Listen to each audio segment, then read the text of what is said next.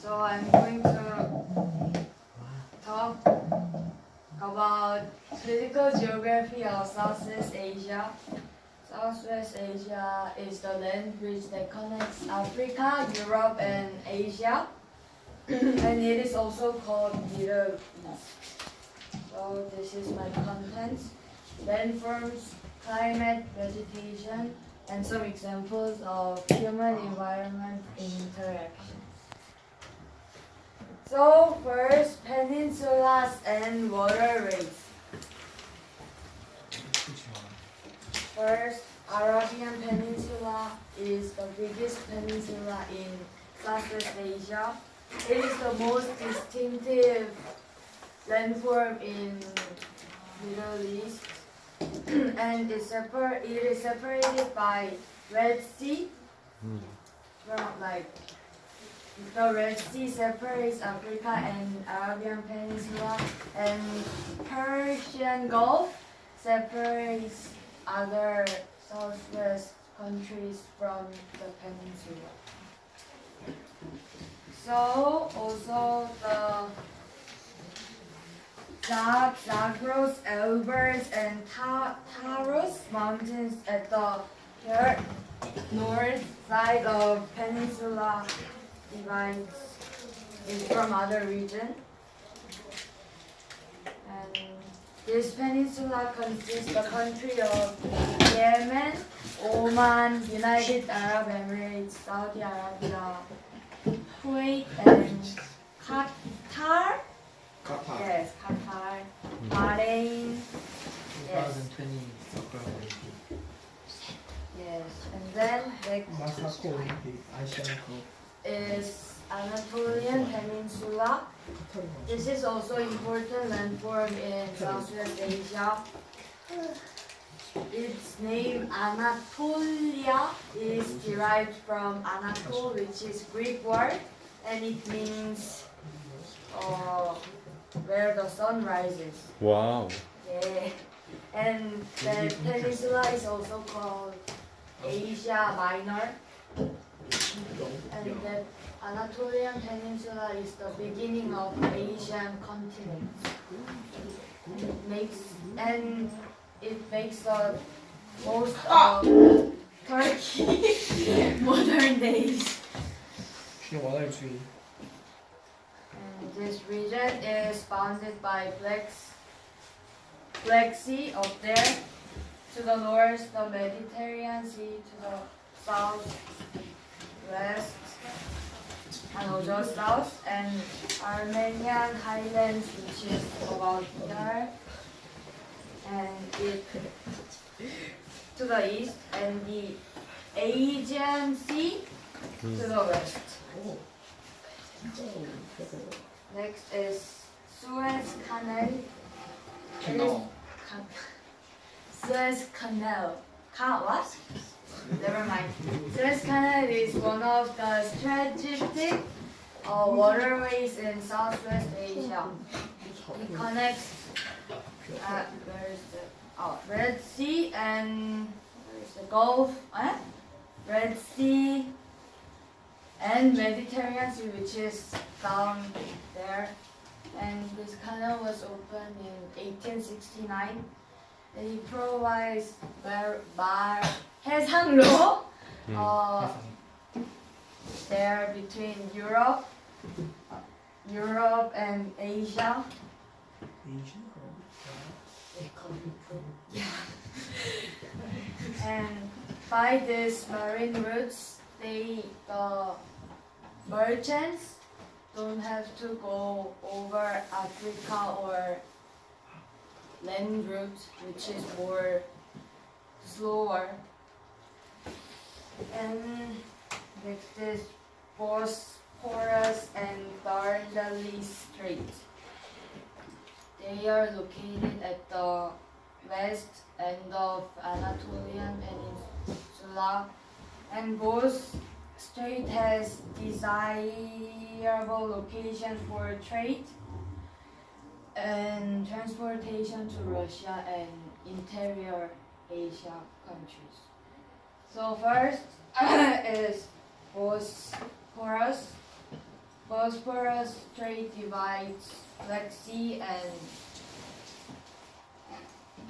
Sea of Marmara,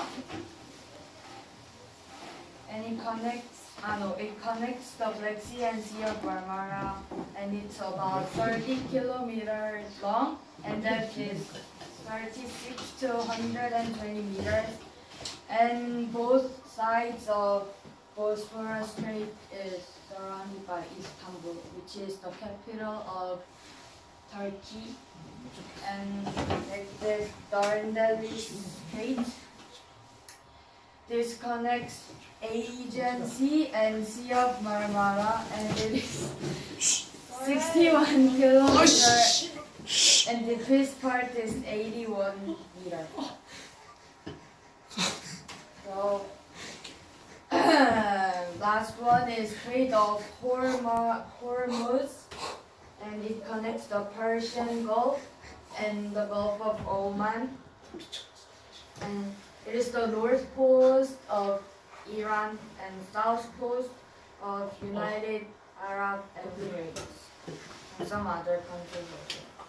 So, and it is the only passage from Persian Gulf to the open ocean. So this is one of the world's most strategically important waterway. Wow. And it is important location for international trade because about 20% of world's petroleum passes through this strait because of Saudi Arabia and other countries. And next is plains and highlands.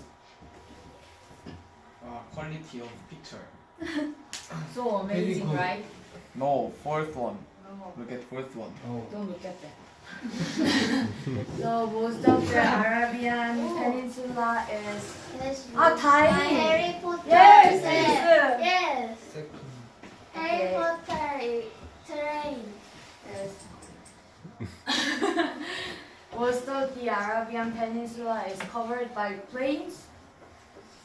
The lands there are dry and sandy and windy conditions, but people living in Arabian Peninsula has adapted to that conditions because of nomadic life. And this is Iranian Plateau. It is also known as Persian Plateau, and it is located between Zagros Mountain and Elborz Mountain, there and up there. And it has Caspian Sea to the north and Persian Gulf to the south. And the lands of Plateau is a stony, salty, and sandy desert. The foothills near the plateau are possible of growing crops, so many people live around foothills, and it consists most part of Iran and some parts of Pakistan and Afghanistan. Next is Anatolian Plateau. This is the central upland region of Turkey, and most of the Anatolian Plateau is at elevation above 1,640 feet. Wow. The plateau is enclosed by two parallel mountains, which is one is here and one is here. And the Taurus to the south along the Mediterranean Sea. Taurus Mountain is here, and Pontic Mountain to the north along the Black Sea coast of the Black Sea. And some areas are productive for agriculture, and some other parts support domesticating animals. And next is northern plain of Afghanistan. The northern plain of Afghanistan is well watered region, no, agricultural area, and it is surrounded by high mountains, like Pamisus mountains or many mountains there, and it separates the plain from other part of the region. So next, yes, I'm going to talk about mountains in Southwest Asia. Wait, third one isn't it in Peru? Oh yes. Wow. Hmm. This is weird. But why is it? 모르겠어. Why is it related I to? just put mountain pictures. Okay. Yes. Technical.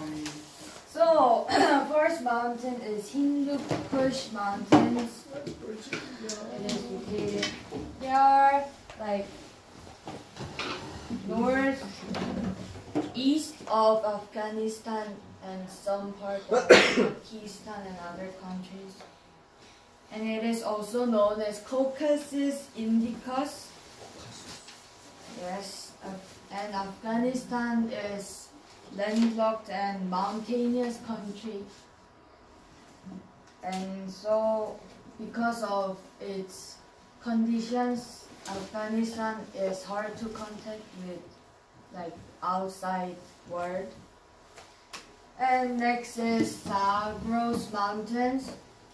It is located there.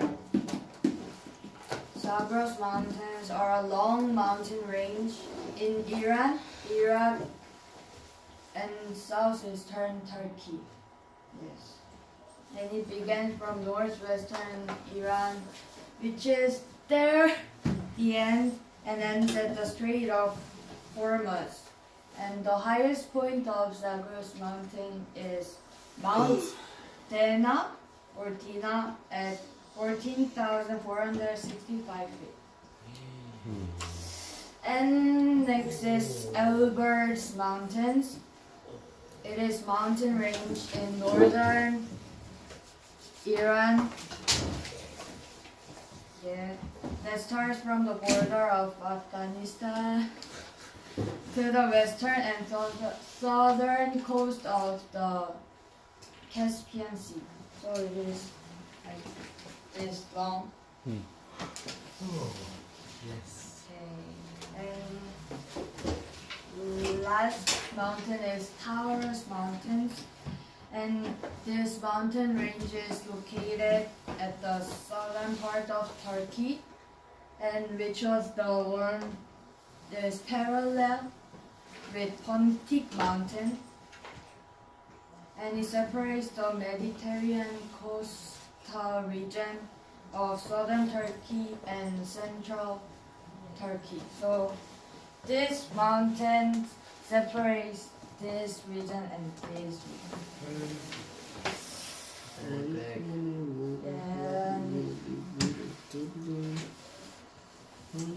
So this is all the mountains that I introduced. This is Taurus Mountain, Elburz, Zagros, and Hindu Kush. Hmm. Kush. And next I'm going to introduce the rivers.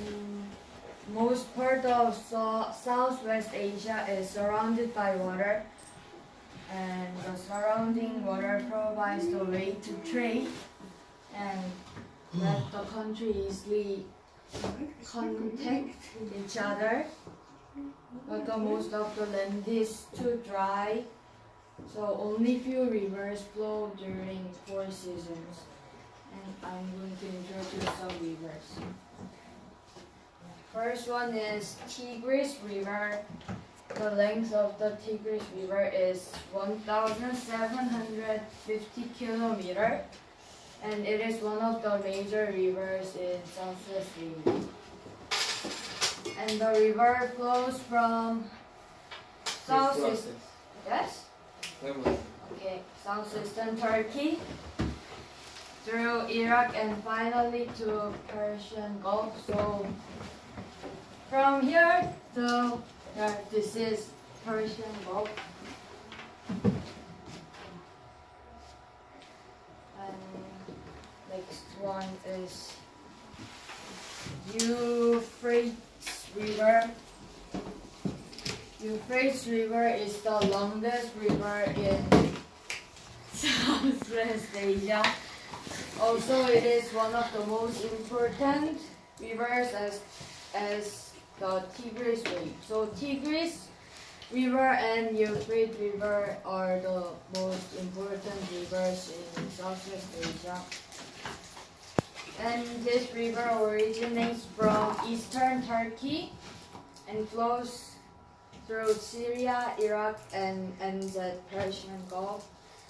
And it joins with Tigris River at this point. And that point is called Shat al-Arab, and this flows to Persian Gulf finally. So because Tigris and Euphrates River have many points they overlap, I'm going to briefly show the picture of the two. So this is Seabreeze River and this is Seabreeze River. They flow and meet here, which is Shat al-Arab, and goes to Persian Gulf. And the valleys near that rivers are very fertile and well watered, and so it is good for agriculture. And also the river supported some ancient civilization which was near the valleys, and that is called Fertile Crescent. That is this is called Fertile Crescent because it is in Korean 비옥한 초승달지대, because its shape is like crescent maybe. And next one is Jordan River. Jordan River is 251 kilometers long and also forms natural boundary between Israel and Jordan. The river flows from north to south through the Sea of Galilee and into the Dead Sea, which is the landlocked Salt Lake. And next, I'm going to talk about the climates in Southwest Asia. So, as you see the picture, most of the lands in Southwest Asia is desert or semi-arid, or some parts are Mediterranean, and very small part of humid subtropical. There. Here. So many areas in Southeast Asia receives less than 18 inches of precipitation of a year, and the vegetation and animals living in the desert can survive while with little water and extreme temperature. And yeah, some of the areas in Southwest Asia has changed deserts into productive land by irrigation. And I'm going to introduce some deserts in Southwest Asia. First, this is Rab al-Khali, and it is the most famous desert in Southwest Asia, and one of the most sandy deserts in the world. The desert is located at the southeastern Arabian Peninsula, so that orange thing is where Rab al-Khali is located. And it is also known as empty quarter, and local name for the desert is place where no one comes out. And its size is approximately like similar with Texas, and Rab al-Khali's summer is extremely hot and there can be no rainfalls for 10 years. And is An-Nafud and Syrian Desert.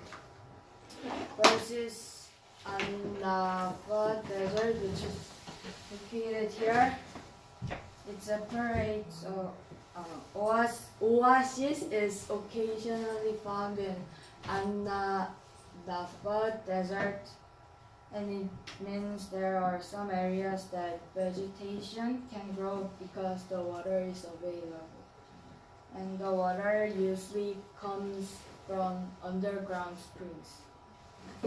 And next is Syrian Desert, which is at the north part of An-Nafud Desert, and it separates the coastal region of Israel and Syria from the Tigris and Euphrates valleys. Next one is Negev Desert, and it is at southern part of Israel, and it comprises more than half of Israel, but the resident population in Negev Desert is low because of its characteristics and climate. And this desert produces crops unlike other deserts. And this is Dasht-e Kavar and Dasht-e Lot. And these are salt deserts, which is in Iran. And not all deserts are made of bunch of sand, but there are some deserts are salt flats. And salt flats forms when the wind evaporates and the moisture in the soil but leave behind the salt that were in the water. So that's how the salt flats form. And Dasht-e Kavar and Dasht-e Lot are two salt flakes in Iran. And next, so this is the salt plate. Okay. And next I'm going to talk about vegetation of semi-arid lands and well-watered coastland. First is semi-arid lands.